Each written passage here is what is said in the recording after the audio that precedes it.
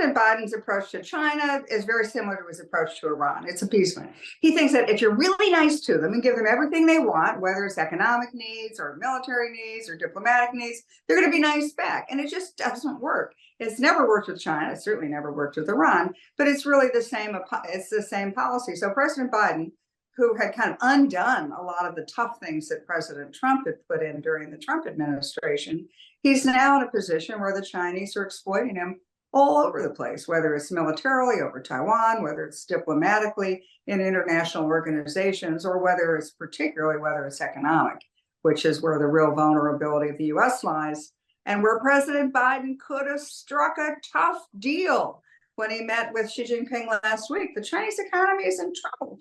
We could have really used that to the American and to the Western advantage, but no, President Biden chose not to. Let me just tell you, the Trump administration, when COVID struck, and President Trump initially called it the China virus, the Wuhan flu, the Chinese objected, and they said, look, you don't call it that, because if you do, we can withhold 98% of your antibiotics from you.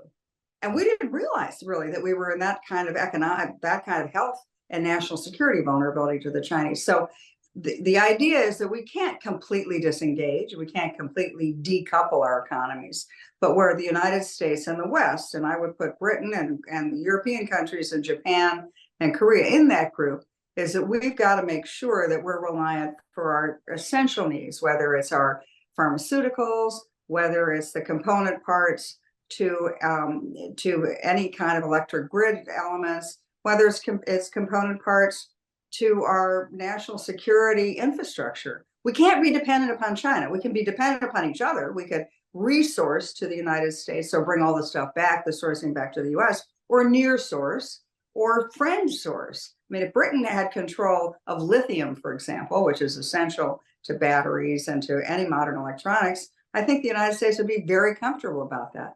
Lithium now is controlled by China. That's an enormous vulnerability.